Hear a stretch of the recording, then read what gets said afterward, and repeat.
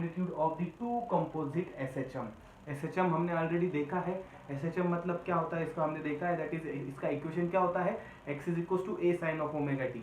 तो यहाँ पे क्या है, let's say we have the two SHM, यहाँ पे होगा let's say x1 is a1 sin of omega t plus phi1, x2 is omega t a2 sin of omega t plus phi2। Where ये जो a1 है इस SHM का amplitude है, a2 जो है ये x2 SHM का एम्पलीट्यूड है, एंड ओमेगा ओमेगा देखो दोनों की सेम है। इसका मतलब क्या है, दैट इज कि दोनों का भी टाइम पीरियड या दोनों की भी जो फ्रीक्वेंसी है ये सेम है, इसलिए वहां पे ओमेगा ओमेगा दोनों का सेम है, तभी हम ये कर सकते हैं, right. phi1 is what, that is हमें पता है phi मतलब क्या होता है, इनिशियल फेज होता है। सो इनिशियल फेज दोनों की भी कैसी है, सेम है, राइट। सो अब हमें करना है इसका रिजल्टेंट एम्पलीट्यूड, मतलब कि लेट से एक SHM आ रहा है, दूसरा SHM यहाँ से आ रहा है, दोनों मिल रहे हैं SHM, सो दोनों का मिलके एक ही SHM बनेगा, दोनों का एक रिजल्टेंट SHM आएगा, और उस रिजल्टेंट SHM का एम्पलीट्यूड कितना होना चाहिए, राइट। ऑब्वियसली हमें पता है एम्पलीट्यूड वहां पे रिजल्टेंट एम्पलीट्यूड मिलेगा, राइट। तो वो कैसे होगा देखिए, ठीक है। सो वन बाय वन देखते हैं, देखो। सो यहाँ पे देखो क्या लिखा है, सबसे पहले दैट इज हमें दोनों को क्या करना पड़ेगा, ऐड करना पड़ेगा। सो यहाँ पे क्या कर दिया, रिजल्टेंट SHM क्या होगा, x is equal to x1 plus x2, that is यहाँ पे हमने क्या कर दिया, इसको कर दिया r sin of omega t plus delta, just इसको यहाँ पे हमने डिनोट किया है वैसे, this is the equation of the resultant SHM where r is the amplitude of resultant SHM and delta is the phase of the initial phase of the resultant SHM, right. और ये obviously क्या होगा, इन दोनों SHM के addition होगा, right.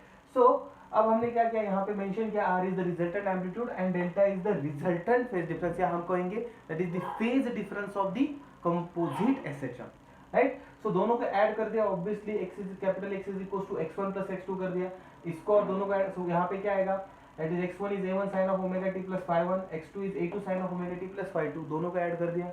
सबसे पहले क्या करेंगे, ये जो sin of omega t plus phi1 है इसको एक्सपांड कर देंगे, तो हमें फॉर्मूला पता है, sin a प्लस b का फॉर्मूला क्या होता है, sin a cos b plus cos a sin b। So simply यहाँ पे क्या होगा, ये a1 बाहर ले लिया ब्रैकेट के, यहाँ पे एक्सपेंशन स्क्वायर ब्रैकेट में लिया है, तो यहाँ पे क्या आएगा, a1 sin omega t cos phi1 plus cos omega t sin phi1। Similarly यहाँ पे a2 बाहर आ जाएगा, ये sin of omega t plus phi2 को यहाँ पे एक्सपेंड करो, तो यहाँ पे क्या आएगा, a2 is what, sin omega t cos phi2 plus cos omega t sin phi2, expand कर दो सिंपली, राइट। अब यहाँ पे एक्सपेंड कर दिया, उसके बाद में हमारा नेक्स्ट क्या होगा, इस a1 को इस ब्रैकेट से मल्टीप्लाई कर दो, तो सिंपली यहाँ पे क्या आएगा, a1 देखो जानबूझकर मैंने अलग अलग कलर में लिखा है, बिकॉज डेरिवेशन बड़ा है, मैंने थोड़ा सा उसको कॉम्पैक्ट करके लिखने का ट्राई किया है, राइट। सो यहाँ पे क्या होगा, a1 sin of omega t cos phi1 plus sorry a1 से मल्टीप्लाई कर दो, a1 sin of omega t cos phi1 plus a1 cos of omega t sin phi1, और आपको अच्छे तरीके से डिफरेंशिएट होना चाहिए, इसलिए मैं यहाँ पे जानबूझकर कैसे कर रहा हूँ, अलग अलग कलर में लिखा है, यहाँ पे ब्लू कलर ब्लू मार्कर से लिखा है, यहाँ पे ग्रीन मार्कर से लिखा है, ठीक है। सिमिलरली ये a2 से इसको अंदर मल्टीप्लाई कर दो, a2 sin of omega t cos phi2 plus a2 cos of omega t sin phi2, ठीक है। नाउ अब क्या करेंगे, यहाँ पे देखो मल्टीप्लाई हमने कर दिया,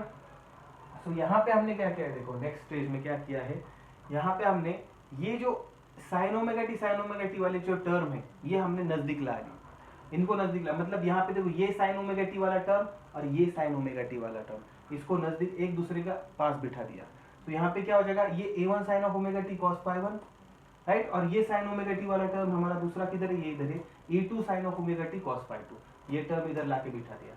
अब क्या करेंगे, सिमिलरली ये जो cos omega t वाले टर्म है उनके नीचे मैंने अंडरलाइन किया है, राइट, इनको साथ बिठाएंगे, सो ऑब्वियसली क्या होगा, a1 cos omega t sin phi1 plus a2 cos omega t sin phi2, right. So अभी उसके बाद क्या करेंगे, देखो दोनों में से क्या करेंगे, sin omega t में हमने जानबूझकर नेक्स्ट स्टेज में हमें इसको बाहर निकालना था, इसलिए दोनों को साथ बिठाया। सो यहाँ पे क्या करेंगे, sin omega t को कॉमन निकालेंगे, अंदर क्या रहेगा, सिर्फ a1 cos of phi1, यहाँ पे सिर्फ cos of phi1 a1 cos of phi1 रहेगा, और यहाँ पे क्या रहेगा, a2 cos of phi2, बराबर। यहाँ पे क्या होगा, cos omega t को बाहर निकाल दिया, तो यहाँ पे क्या रहेगा, a1 sin of phi1 plus a2 sin of phi2, बराबर। सो यहाँ पे ये आ जाएगा। अभी नेक्स्ट हम क्या करेंगे, ये जो अंदर के ब्रैकेट है हमारे, ये जो हमारे ब्रैकेट है, दैट इज यहाँ पे मैं फिर से करता हूँ, ये जो हमारे ब्रैकेट है ये और इसको हम क्या करेंगे, यहाँ पे सब्स्टिट्यूशन करेंगे उनके लिए। क्या सब्स्टिट्यूशन, ये कॉस के टर्म में, एक तो देखो हमें ये प्रॉपरली पता चलेगा, इस फॉर्म में, मतलब यहाँ पे देखो हमने इसको क्या कंसीडर किया है, सब्स्टिट्यूट किया है, R cos delta is equal to a1 cos of phi 1 plus a2 cos of phi 2। ये पूरा ब्रैकेट कांस्टेंट टर्म का है।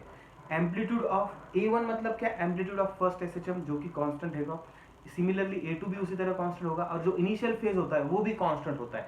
सिर्फ यहाँ पे वेरिएबल टर्म कौन सा होता है, दैट इज ये t means what, time, with respect to time ये चेंज होने वाला है, राइट। सो इसलिए यहाँ पे ये कांस्टेंट वाला टर्म है, राइट। तो हमने क्या कर दिया, इसको r cos डेल्टा पुट कर दिया, और यहाँ पे इसको क्या कर दिया, r इसको that is r sin delta किसको सब्स्टिट्यूट कर दिया, a1 sin of phi 1 plus a2 sin of phi 2, right. तो इसको ये सब्स्टिट्यूट करने के बाद हमें क्या मिल रहा है, देखो ये सब्स्टिट्यूट करने के बाद हमें क्या मिल रहा है, that is x is equal to, हमें क्या मिल रहा है, क्योंकि यहाँ पे हमने क्या किया है, इक्वेशन 1 बिकम्स, देखो इक्वेशन 1, इसको देखो इक्वेशन 1 नाम दिया है मैंने, ये जो इक्वेशन 1 है यहाँ पे क्या बनेगा, ये इसकी जगह मैंने लिख दिया r cos डेल्टा, ये sin ओमेगा t जैसे के वैसा, इसकी जगह मैंने लिख दिया r sin डेल्टा, ये cos omega t as it is. Now यहाँ पे क्या हो जाएगा, ऑब्वियसली ये हमें यहाँ पे sin a प्लस b का फॉर्मूला आएगा, because this is what, cos a sin omega t plus sin delta मतलब cos omega t। So obviously इसको हम इस तरीके से लिख सकते हैं, r sin of omega t plus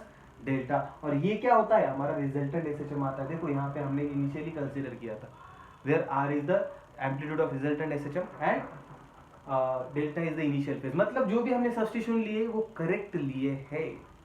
ये क्यों बताया मैंने यहाँ पे, क्यों किया, जो सब्स्टिट्यूशन लेते हैं हम वो करेक्ट लिए हैं, क्योंकि अगर उसको हमने कंबाइन किया तो हमें फाइनली रिजल्टेंट का ही फॉर्मूला आएगा, ठीक है। अब जो हमने सब्स्टिट्यूशन लिए हैं, देखो जो हमने सब्स्टिट्यूशन लिए उसको मैंने इक्वेशन नंबर 2 नाम दिया है।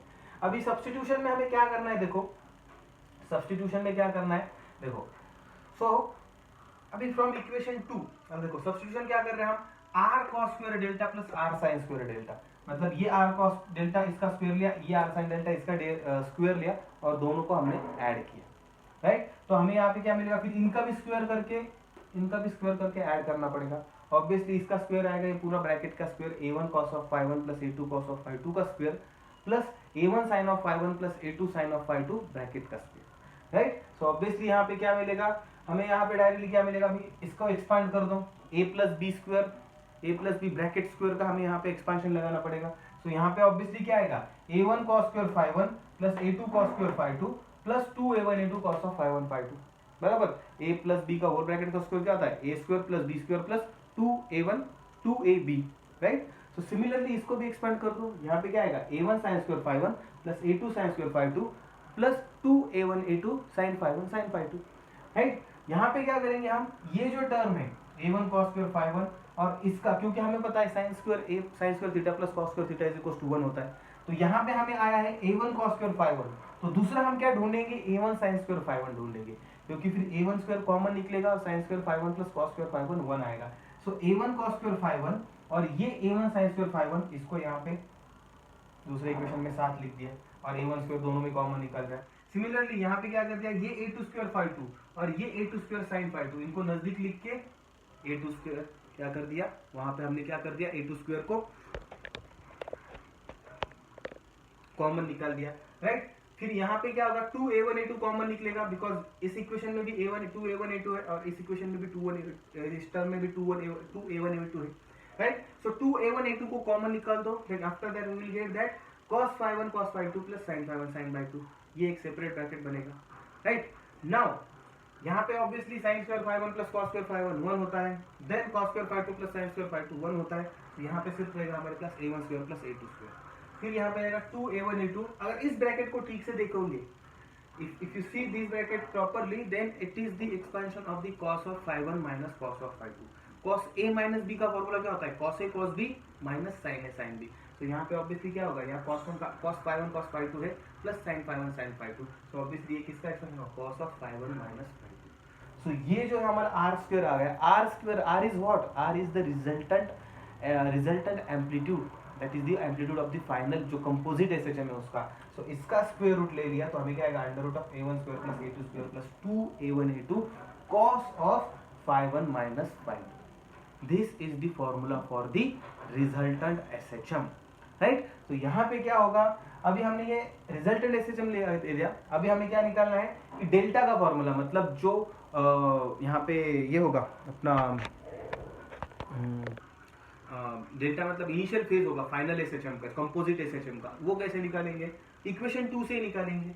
इक्वेशन 2 में हमने इसको क्या, देखो इक्वेशन 2 में क्या किया, आर कॉस डेल्टा इसको कंसीडर किया है, आर साइन डेल्टा इसे कंसीडर किया है। तो सिंपली क्या करेंगे, R sine delta divide by R cos delta करेंगे तो हमें क्या मिलेगा यहाँ पे, सॉरी आर आर भी कैंसिल हो जाएगा यहाँ पे सिर्फ रहेगा कि हमारे पास tan डेल्टा, बराबर। और यहाँ पे साइन डेल्टा की आर साइन डेल्टा की value a1 sine of phi1 plus a2 sine of phi2 divided by a1 cos of phi1 plus a2 cos of phi2, बराबर। सिंपली डेल्टा यहाँ पे रख दो और इसको क्या कर दो, tan इनवर्स कर दो। Delta is what, tan inverse of, ये बाकी ये जो टर्म है पूरा जैसे कि वैसा है, ठीक है। सो यहाँ पे ऊपर क्या आएगा, a1 sine of phi1 plus a2 sine of phi2 divide by a1 cos of phi1 plus a2 cos of phi2, इसका इनवर्स, कौन सा inverse, tan inverse, that will give the value of the phase of the composite SHM, ठीक है।